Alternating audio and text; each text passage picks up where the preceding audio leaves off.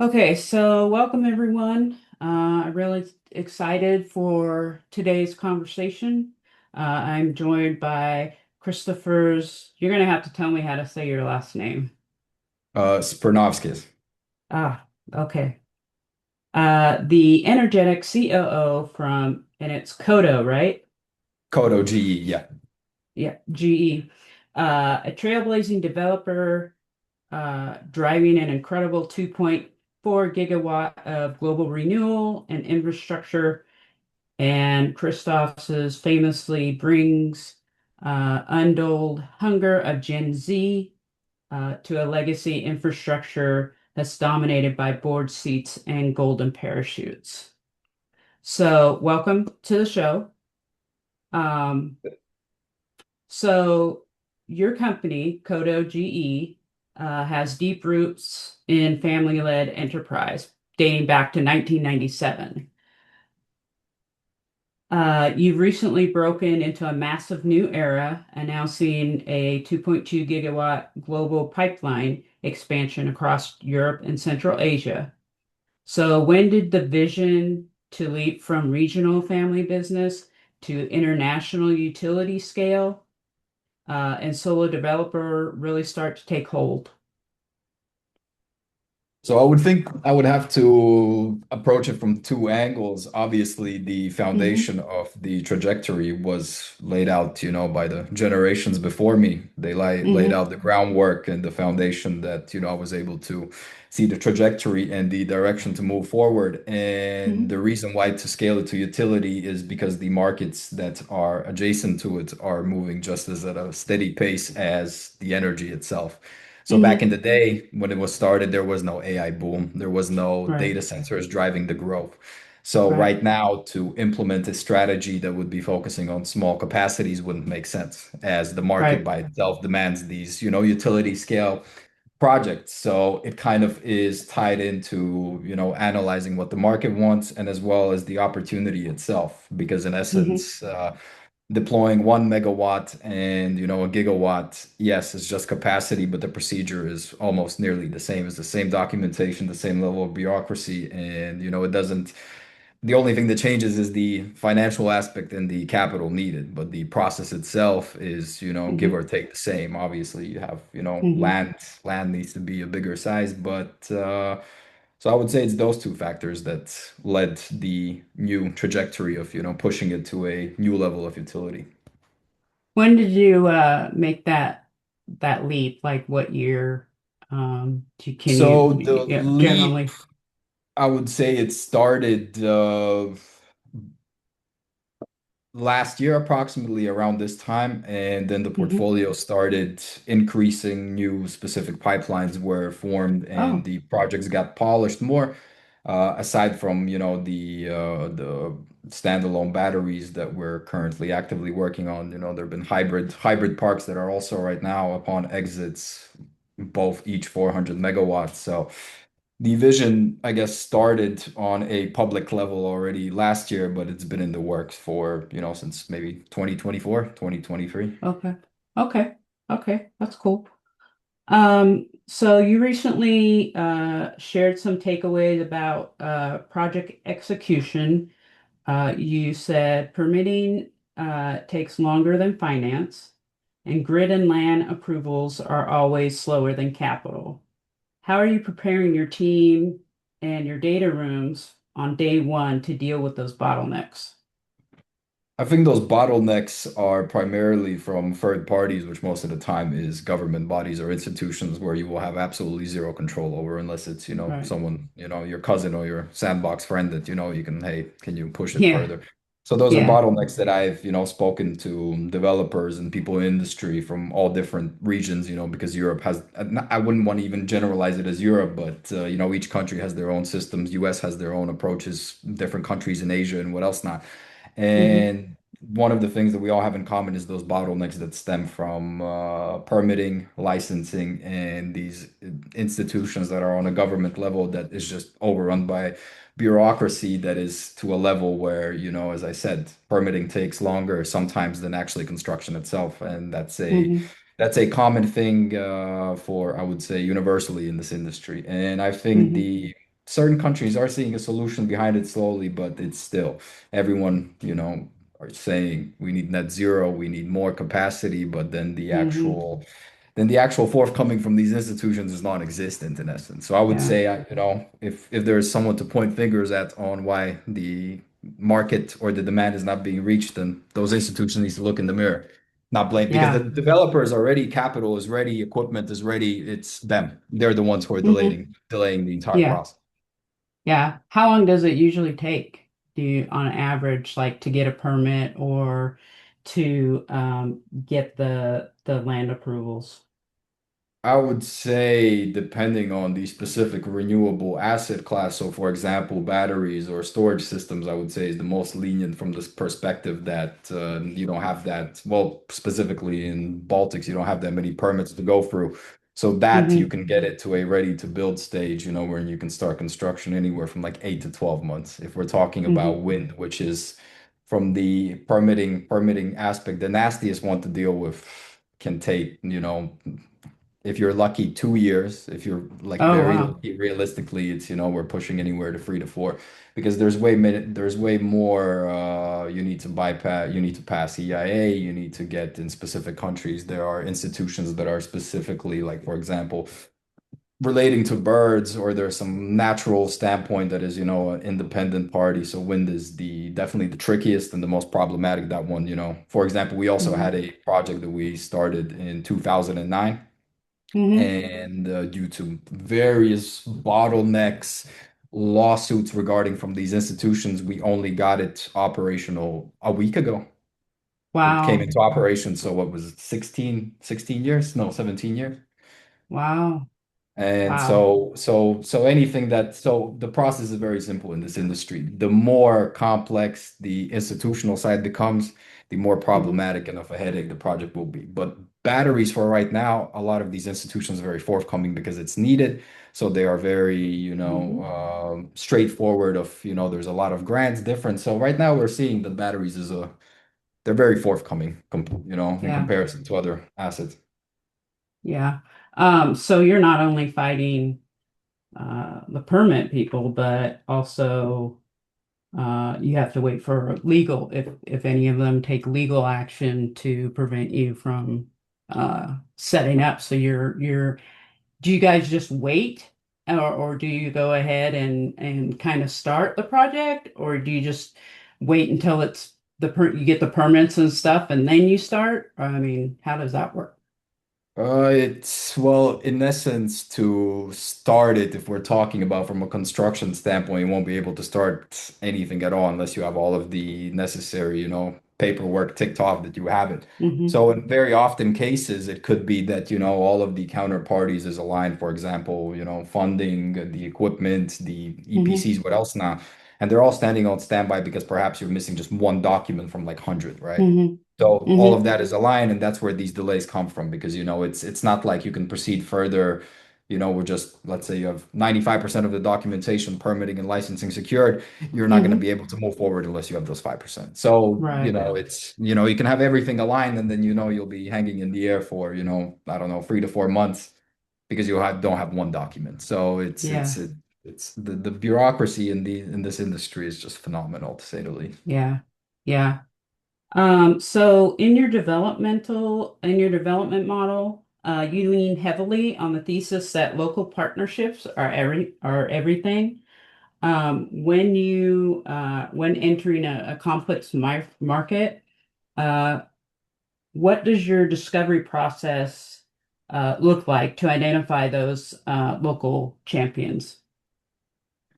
I would say I would have to answer it from the other side, because primarily we're the ones welcoming, foreign investors or companies into these markets. And one of the things that I've noticed is that, when they're entering a new market, and especially one that could be developing or emerging, one of the things that gives them this kind of sense of security is, a proven track record. So, it Hmm. could be a fund from, I don't know, let's say we're in the Baltics, and it could be a US, company.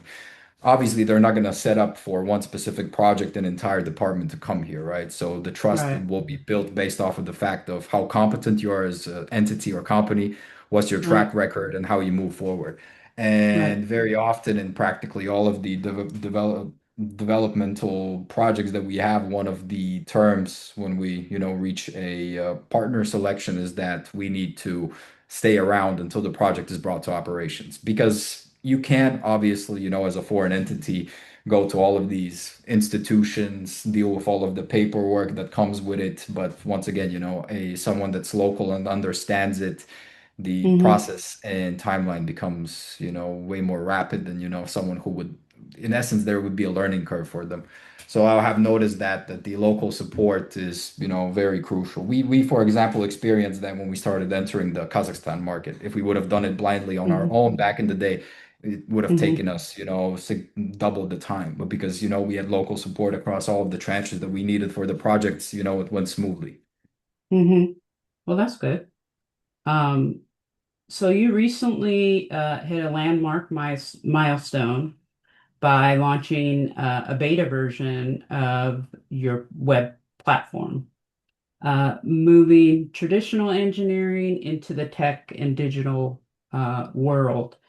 Uh, what was the internal trigger for this evolution, and what does the platform solve for many early stage financing that spreadsheets couldn't? Platform. Yeah, like didn't you just start a beta uh, development firm and it was engineering and now it's more digital? No, we have Oh, a okay. under because Codagy is also operates kind of as a I would say portfolio management company. We do have separate SPVs and companies in the tech Oh, okay. and AI space, but that one isn't in the energy space at all. That's more AI, more health and fitness. But that is also under Mm-hmm. Codagy. So we have Codagy, primarily has always been in the energy space, but in the past couple of years we Mm-hmm. have branched out into, things that wouldn't be. So I'm assuming that would be the platform you're referring to because that is the Yeah. beta that we launched. That's logo, Yeah. but no, that's nothing related to energy. That's a, Okay. completely different industry. But yeah, that's still Okay. under us, under our management and our people. Okay. So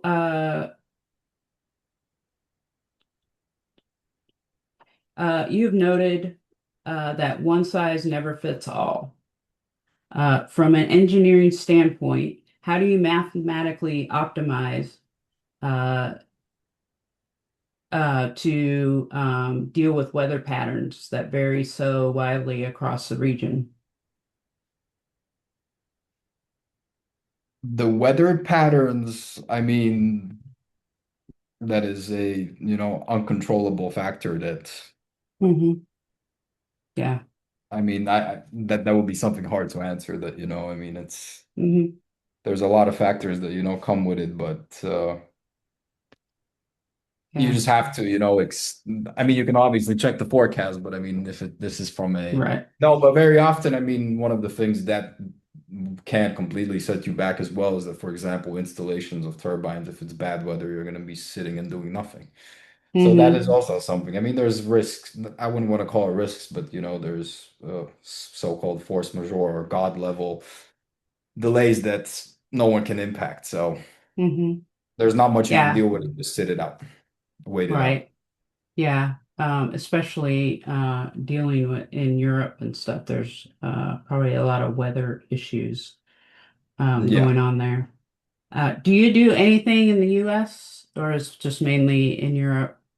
We have a lot of, I would say, pilot projects or something that is very greenfield across the US because primarily we're based out of Wyoming and kind of split between LA. Hmm. But anything in the infrastructure energy space, we haven't launched yet. The other company, the one that's in the AI space, that is very dominant and primarily in the US market. That's where we're operating out of. But in the energy space.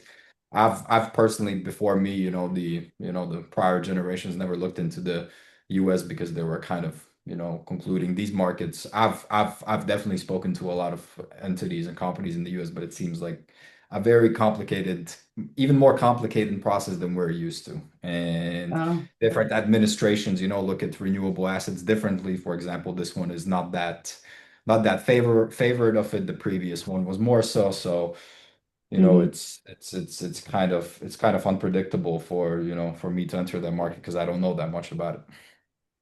Yeah.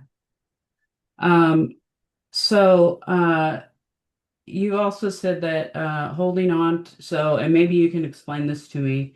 Uh, holding on to these massive projects. You want to hold on to these massive projects through 2026 and 2027, and then execute a clean exit strategy uh, for the buyers. So does that mean you guys are going to pull out and just let whoever run it or whatever. How do you get? Can you give me a little bit clarity on that if that's clear to you?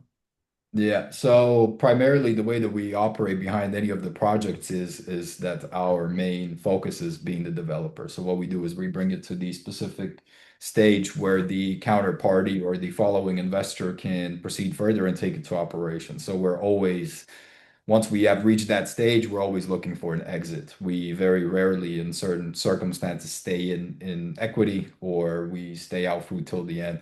So that entire portfolio, that is that 2.2, and potentially even this year might increase more. In due time, once the certain stages and criteria has been met, we will be Hmm. looking for the exits, and we're actively actually holding these conversations right now because those specific asset classes will move faster than anything we have moved before. Yeah.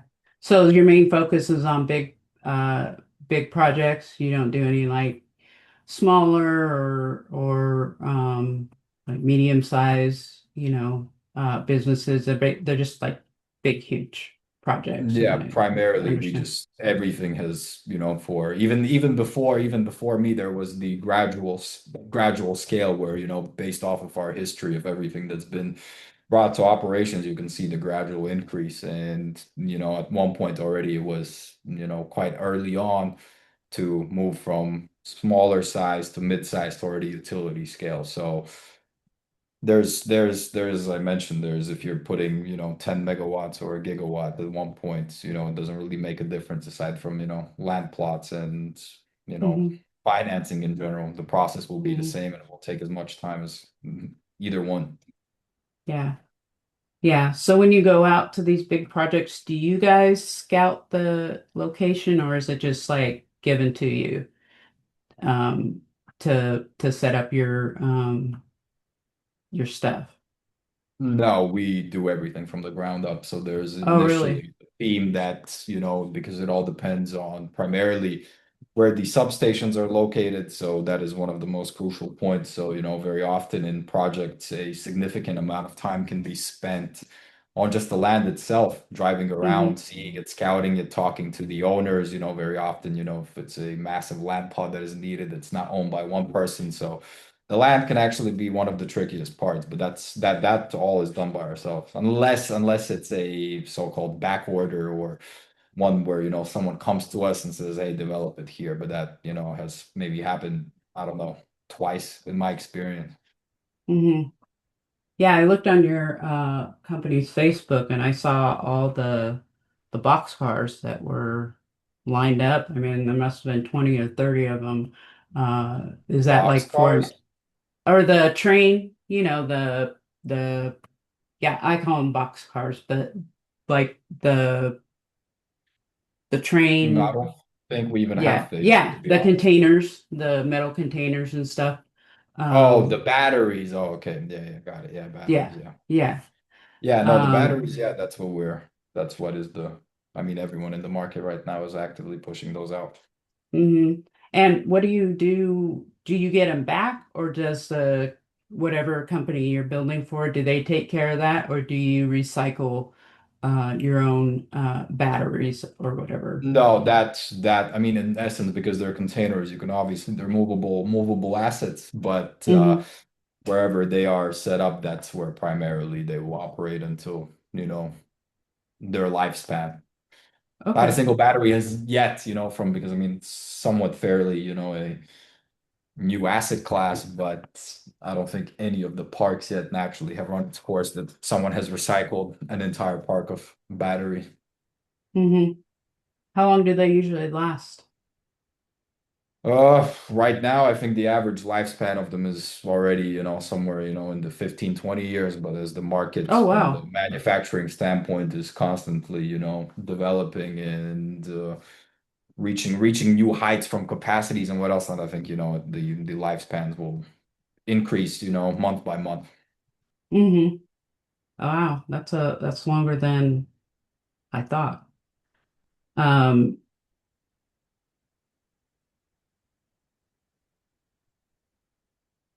Sorry, just a second, I'm looking. So this will probably close out the recording segment. You openly embrace being the black sheep of Gen Z in an industry of gray hair and war stories. What has been the most surprising about using that raw startup velocity to win over the older uh, uh, employees and their multi-decade timelines? I think one of the most surprising and shocking factors that I've, experienced once I got very hands-on with, the CEO title is that everyone, as I said in the industry is, perhaps average double the age of me. So seeing someone Hmm. and me operating at this Hmm. level is definitely not, something you see often. And then all of them would be Right. assuming that, I'm either selling courses, running Hmm. crypto, whatever everything else everyone else is doing. But, seeing Hmm. someone, a face that looks, perhaps when you look at it, you see yourself 20 years ago, it comes off as a surprise. So that is definitely something that, I've carried in various conversations. While we look so young to be doing this, I mean, I've heard it very Hmm. often in the beginning. But at one point, once you, have a very provable track record and within these conversations and environments that you're in you can prove your competency level and how you're able to operate, then at one point your age becomes secondary or even third. So Yeah. I would definitely, I've as many people, through networking events, summits, what else, and I've met, there's practically no one at this level operating at my age. Yes, sure, there are people in industry, senior Hmm. analysts, business development, but at this level, I mean, I haven't met anyone. It's not a, it's a Oh. very boring field for an industry or generation that's very, fast paced. Everyone wants speed and what Hmm. else not. This industry is as slow as it gets. So patience Right. is a virtue in this. And, within when everyone has very short attention spans and what else not, then it's quite understandable why, others are not entering this industry from my Right. generation. Right. I get that.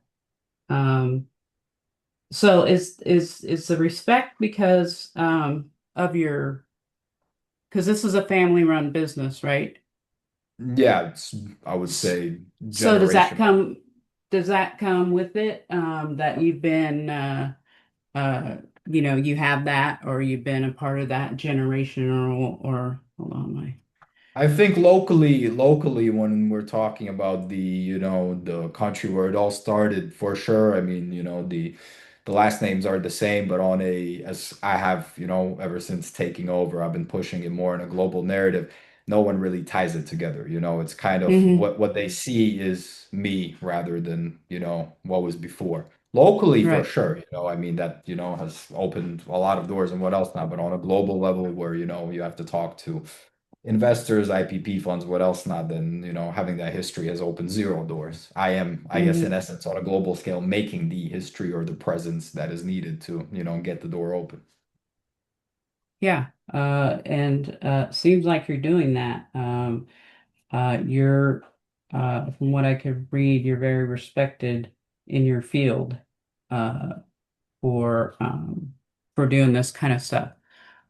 So that's all the questions that I have um, for this segment of my podcast.